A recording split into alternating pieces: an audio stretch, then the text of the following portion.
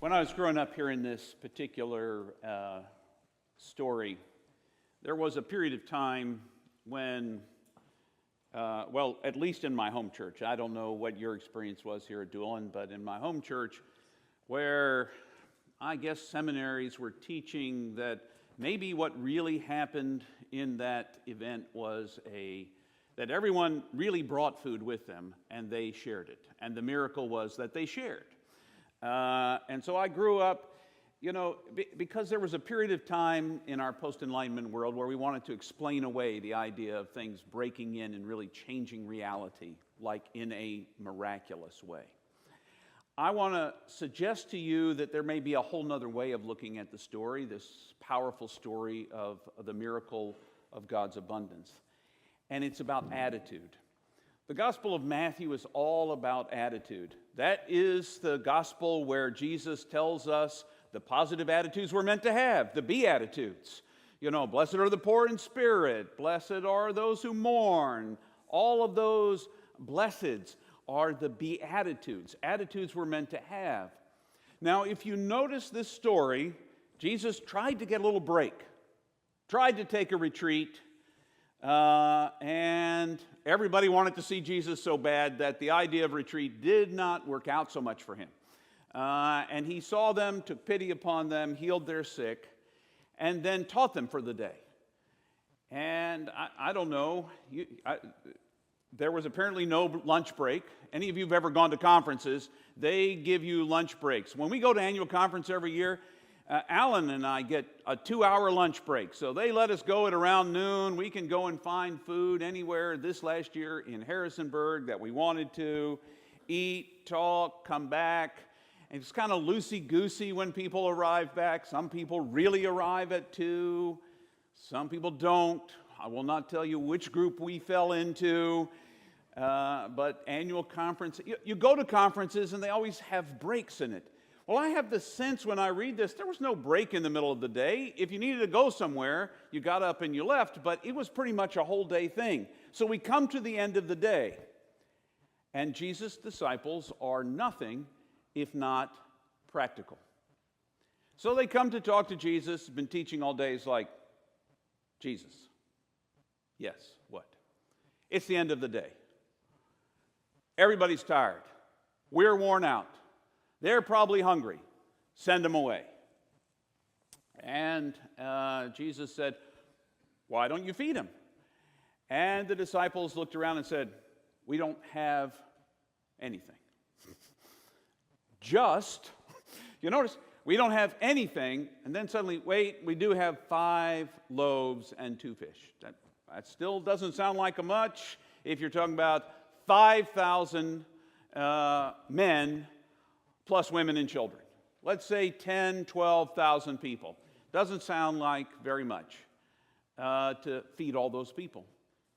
But Jesus looks at the crowd, and I think that his attitude reflected something different. And it really is about how you perceive the world. You can perceive a single chocolate sundae as a scarcity because you were hoping for 2. Or you were hoping for a banana split. Or you were hoping for something other than just a chocolate hot fudge poured over a melting, delicious, freshly made vanilla ice cream flavored with vanilla beans just to the right sweetness, not too sweet, and just the right amount of hot chocolate, heated up so that it melted the delicious ice cream and it became a delicious soup of chocolatey vanilla goodness. And I could give you one and be like, yeah, but I wanted a banana split, so this is scarcity to me. And if you look at our culture in which we live today, the attitude of scarcity of the disciples is the same attitude we have. I mean, I think the driving force in our culture is more. There's never enough. There's always the desire for more. My house isn't quite big enough. My job title isn't quite long enough. Mine keeps getting shorter. Pastor, come on, give me, amazing imaginator and pastoral guide from the stars or something. Throw in a bunch of words. I started ministry just as a pastor, but then for a brief period of time, I served on a staff. They gave me a bunch of jobs. So I was the director of young adults, youth, children's ministries, and Christian education. And they put that all on a card. And I felt really important because there were like 19 words that described who I was. In the end, I did the same kind of work I do right now as a pastor. The length of the words, the amount of the money, all of those things that we think we need more of are about an attitude that there's never just quite enough. Jesus saw the crowd and said, we can do this. He saw the possibility. Now, I don't know about all the metrics or exactly how it worked out that 5 loaves and 2 fish stretched out and fed everybody so that there was leftovers. We bring just the right amount to dinner and we don't ever have leftovers. Or if we do, okay, the refrigerator sometimes is full of leftovers. But there were leftovers. And they started with 2 fish and 5 loaves. Something miraculous happened between the 5 loaves and 2 fish and there being leftovers to gather in baskets. And part of it is the way that it was seen. Jesus saw a crowd full of possibility. Jesus saw a world full of possibility. His disciples saw a world of scarcity. And first century scarcity was pretty scarce. Most people, more than 95% of the population, lived hand to mouth. It was a subsistence world. So that was it. Whatever you had is what you got. So if you didn't get a job for the day, you didn't feed your family tonight. Day laborers Jesus was likely, we call him a carpenter, but one way to translate the Greek about what he did for a living was he was a day laborer. He showed up on a job and hoped to find something so he could be paid for it until he became a wandering, itinerant preacher, healer, Messiah type. Up until that point, he didn't have much. He came up right on the edge.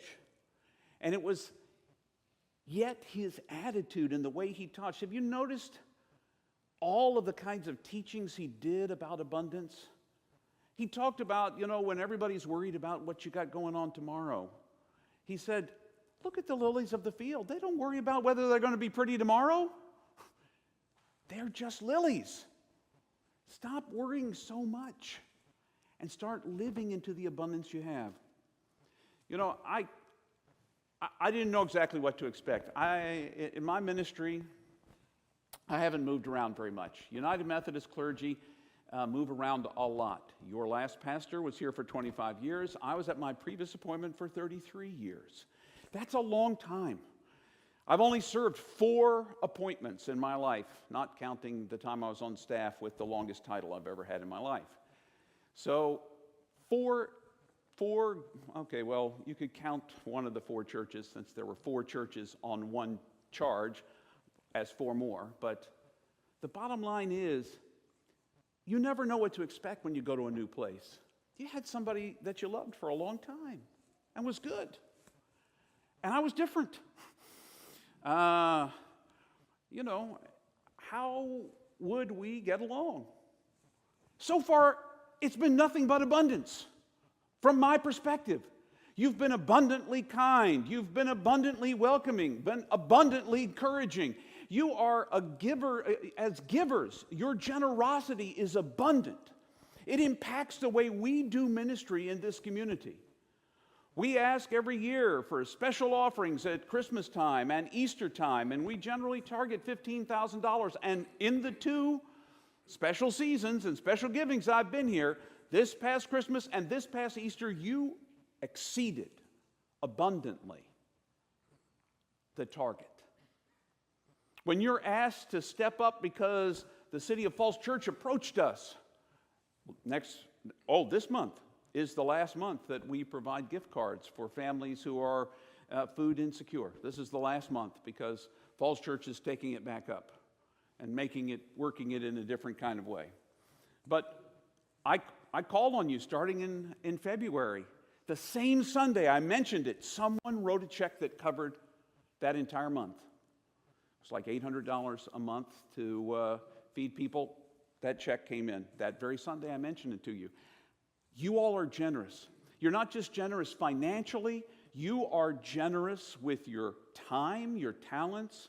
I saw 4 adult men and 1 adult woman, not including myself, go on an Appalachia Service Project trip because of their desire to give back to a larger world and change and transform the Appalachia community.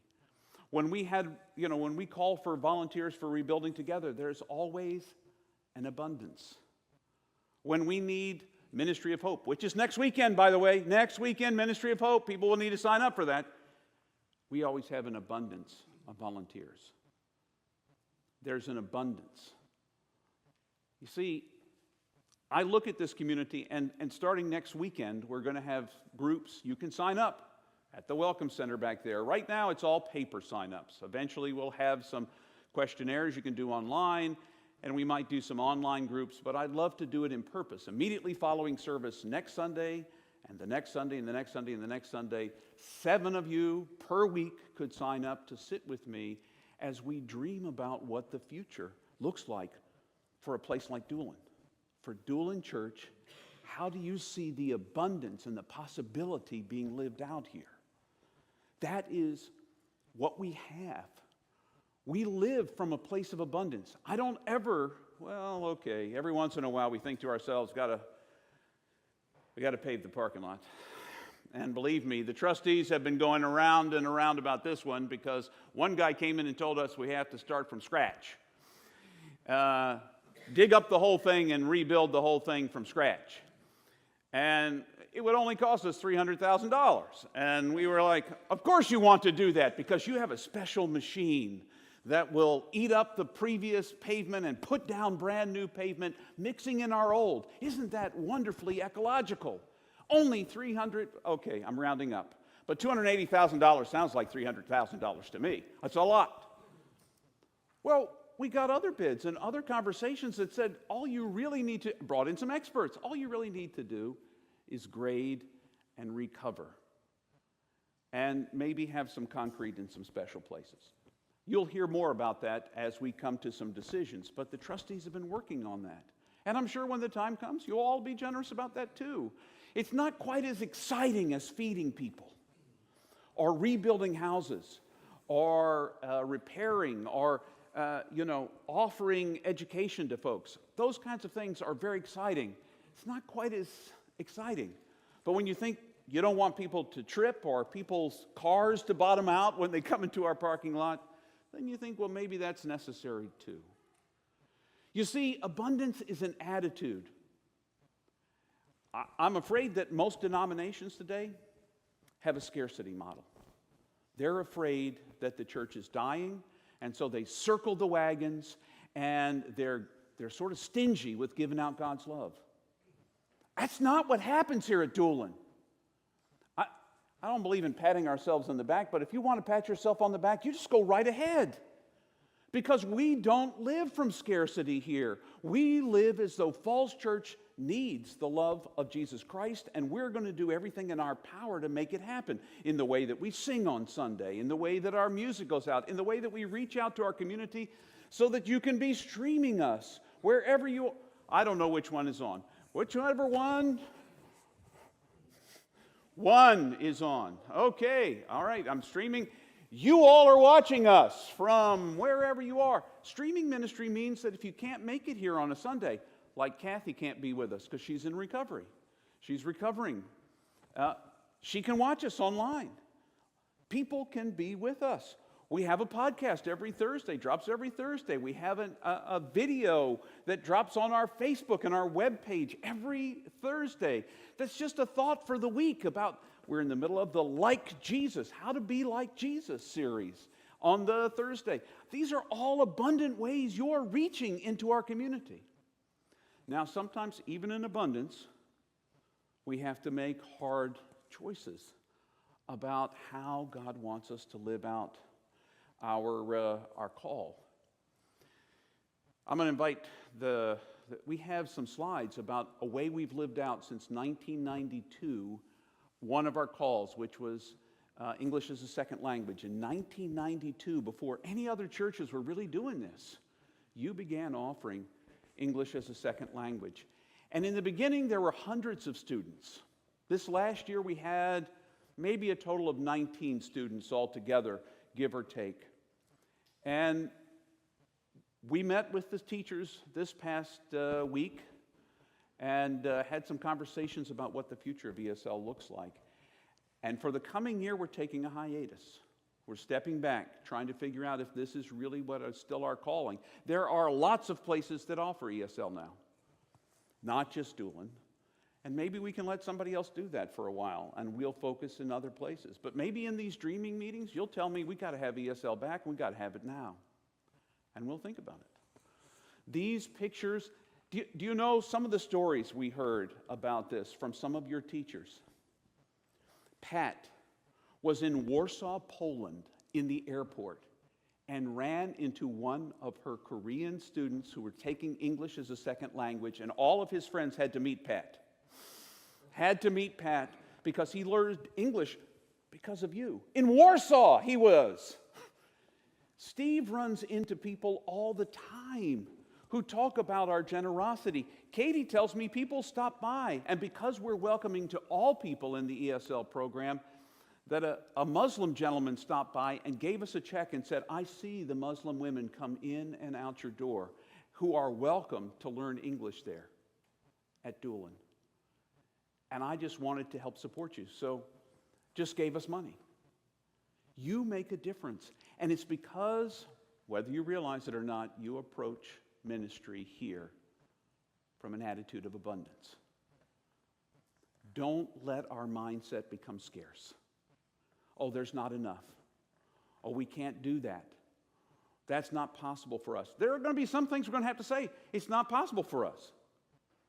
But let's dream about God's possibilities for us, because God is a God of abundance. There's more than enough love for every single one of you. Do you know you're infinitely precious to God, unconditionally loved for the gift you already are? You are. That's how abundant God's love is. It never runs out. And our job is to make sure everybody else knows that in the world. We say it in a fancy way about transforming the world, but in the end, it's about letting everybody know you are loved. And so is everybody else you run into, even the people that you don't like too much. Just keep those things in mind. God invites us to an attitude where we see the world as full of possibility, abundant. So let's live into that. Let's live into that. Not let ourselves be brought down by scarcity. So look around. Find your abundance this coming week, because it's all around. It's all around.